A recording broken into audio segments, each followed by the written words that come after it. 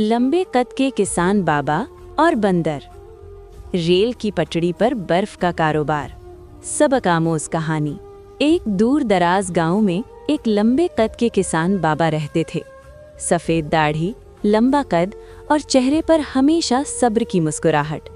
वो अक्लमंद थे और हलाल रोज़ी पर यकीन रखते थे। एक दिन शदीद गर्मी पड़ी। सूरज आग बरसा रहा था। गांव के करीब से रेल की पटड़ी गुजरती थी, जहां मुसाफिर ट्रेन के इंतजार में पसीने में शराबोर खड़े रहते। किसान बाबा ने सोचा, अगर यहाँ ठंडी बर्फ मिल जाए तो लोगों को राहत भी मिले और रोज़ी भी हलाल हो जाए। इसी दौरान एक चालाक बंदर दरख्त से उतरा और बाबा के पास आकर बैठ गया। बंदर हर बात गौर से सुनता और मौका पहचानने में माहिर था।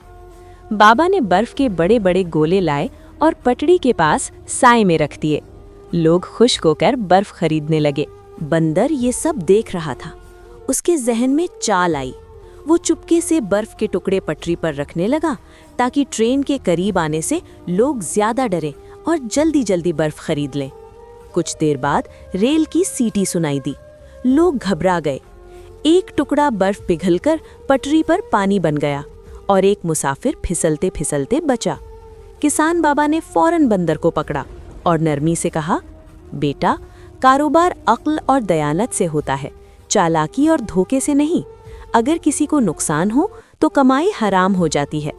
बंदर को अपनी गलती समझ आ गई। उसने सर झुका लिया और शर्मिंदा हो गया।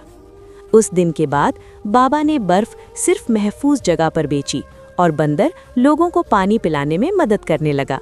लोगों ने सुकून भी पाया और बाबा की दयानत की मिसाल पूरे इलाके में मशहूर हो गई।